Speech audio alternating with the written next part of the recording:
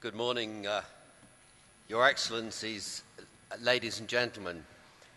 I do feel a little bit the third person in a list of brilliant speeches. Your President's speech left me almost breathless. His commitment and enthusiasm for the issues that he discussed, the issues that have brought us all here today, made me admire him even more than that which I had already achieved by speaking to him earlier, and indeed everything I had read of him. He's absolutely committed, and like Minister Sondheim, the fact that he has committed his last 3 years in office to the rainforest and all these issues, to me demonstrates the stamp of the man and how lucky Indonesia is to have him as your president. And to follow Minister Sondheim's brilliant exposition of the problems that bring us together, doing it without notes and clearly from the heart, makes me feel somewhat junior in this trilogue of speeches. But I want to firstly start by thanking CFOR for inviting me to the conference and to allowing me to experience at first hand the issues of forestry in Indonesia and the way you're going about it. It's a real opportunity for me to be involved in your discussions around the challenges and the use of your forests sustainably. I have always, as an individual, been passionately concerned about the environment, albeit the environment in the United Kingdom slightly different. We don't have rainforests. We have plenty of rain, but not the rainforests that go with it. But I do believe that the point that your president raised about the generations, about his grandchildren, is central to everything we think about. For politicians, as has been already implied, it's very easy to think about the problems of today, the world economic crisis in America and in Europe and other crises. But the environment will be here long after those crises are forgotten about, and we need to be worried about that environment and how it is, how we ensure that it is a good environment for our children and our grandchildren and for many, many, many generations thereafter. And to underline that, you've only got to look at the picture behind me and or the real rainforests and remember how long they have been here. And that if we start destroying something completely over a space of a few decades, something that has taken thousands of years to develop naturally, then I think you begin to understand the scale of environmental concern that we all have and the importance of looking after it for the future so that it's there in thousands of years' time. We're all very much aware of the importance of our forests, both globally and, of course, here in Indonesia. And as you've heard, they are very important for their role in preserving biological diversity. 50 to 80% of terrestrial biodiversity is located in forests. They're important for the livelihoods. They're obviously very important for climate change and reducing greenhouse gas emissions. But they're also important for the people. And at the end of the day, politicians are here to worry about people. And I think our policies must always remember that it is the people who live in and around those forests and who earn their living and how we alleviate their poverty that should also be guiding us. And we know, as we've heard, that Indonesia is home to the most extensive rainforests in Asia. These forests are very rich, as you've heard, in biodiversity, a huge number of endemic species, and they do play a critical role in the livelihood of local communities and your national economy. And that is, of course, the question, the challenge that brings us all together. Reducing deforestation and degradation of forests in this country is also, of course, part of the battle against greenhouse gas emissions. And yet you face huge challenges. The commitment, that very brave commitment of your president to 26% reduction through national actions by 2020 and to 41% with international assistance. They can only be achieved by tackling the current levels of deforestation. And I realise that you need to work with both the private sector and the NGO community to prioritise the areas where support is needed if you are going to achieve RED's objectives. Now, of course, Indonesia has already made significant progress in protecting your forests and in tackling illegal logging.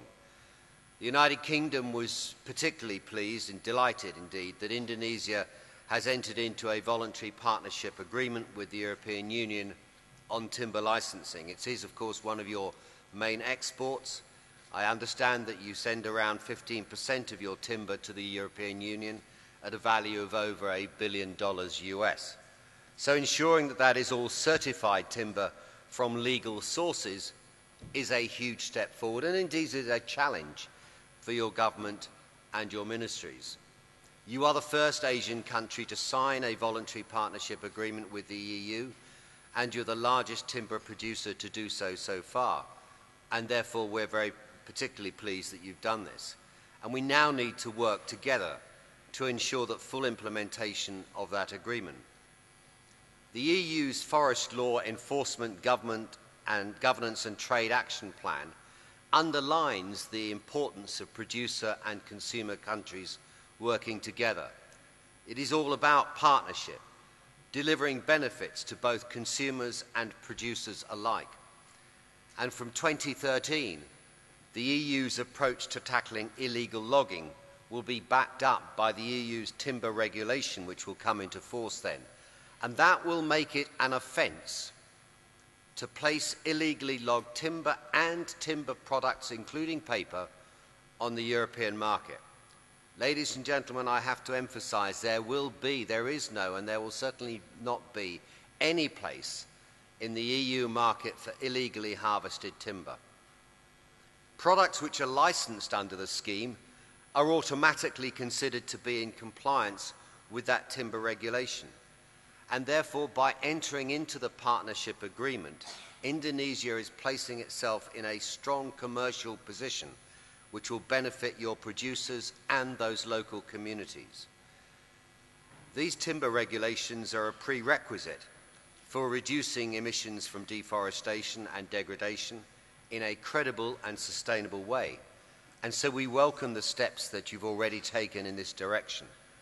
We also commend the signing of this 2-year moratorium on new forest and peatland concessions, and we're obviously very grateful for the support which Norway gave you in achieving that, although, as you've heard, it may not be everything that some people had wanted. The United Kingdom is ready to support Indonesia in its efforts to reduce deforestation. Our vision is to help support global efforts towards a 50% reduction in global deforestation by 2020. And as you've heard from Minister Sondheim, Brazil has shown that it can be achieved. And therefore, we in the UK have allocated up to 20% of our international climate finance to support global forests. At the same time, we will be funding a UK forests and climate programme to provide funding to a number of developing countries. And we are now designing that UK forests and climate programme. And my government is keen to work with your government here in Indonesia, as well as with the private sector and other groups, to help Indonesia to deliver its international commitments to reduce greenhouse gas emissions. A UK programme is also looking forward to working with the government of Indonesia to reduce deforestation and land degradation, and, as I say, to help promote sustainable green economic growth.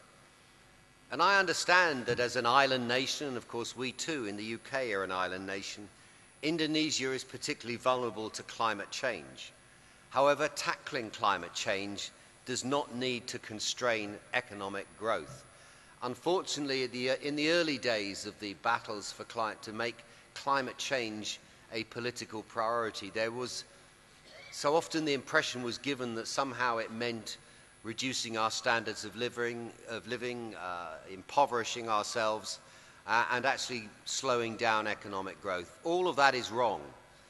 It's wrong because it is wrong, but it's also wrong to say it or suggest it, because it means you don't take the people with you. The people need to understand that it is in everybody's interests, and that going green and running a green economy and worrying about the environment does not mean little or no growth. Green economies and green economics can and does deliver real economic growth and prosperity. So while we work together with you on forestry, we're also working with other Indonesian ministries, such as your Ministry of Finance and Planning, to promote low-carbon development, particularly on energy. And that is important because emissions from non-land and non-forestry sources are predicted to increase sevenfold by 2020. In other words, it's no use just tackling one part of it if other parts of your economy are contributing in the reverse direction. However, emission reductions will only be politically and economically sustained if Indonesia is able to move on to a low-carbon, resource-efficient and climate-resilient growth path, which then generates employment, growth and that poverty reduction I spoke of. We in the UK are determined to help Indonesia to meet those goals. And to that end, we have established the UK Climate Change Unit in April of this year. This unit brings together UK policy, finance and development expertise to support you in your in meeting your domestic commitments and in your international negotiations on climate change. That Climate Change Unit, based here in our embassy, is focused on forestry and land use alongside supporting low-carbon, climate-resilient development, and it will, of course, work very closely with your new task force to help it to achieve its aims.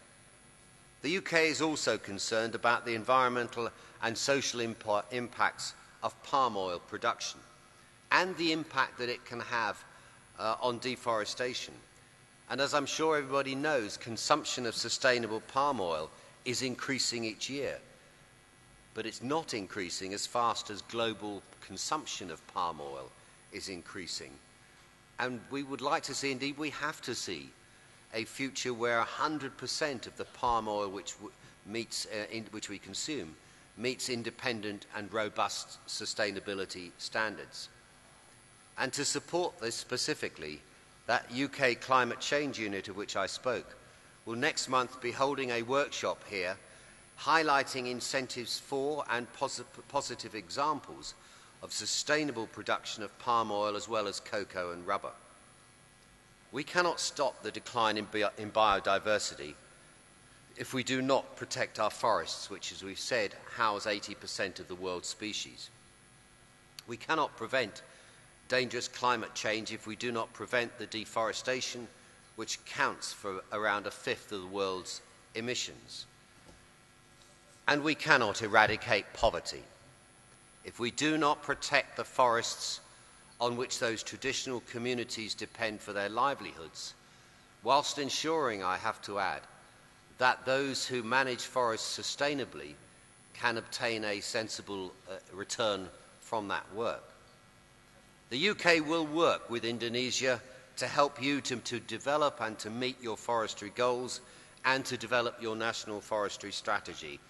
And I endorse all the remarks that have been said about Pak Kuntoro and the work of the task force.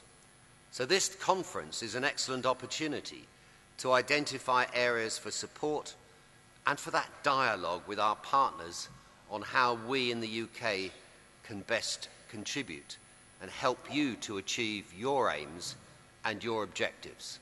Thank you.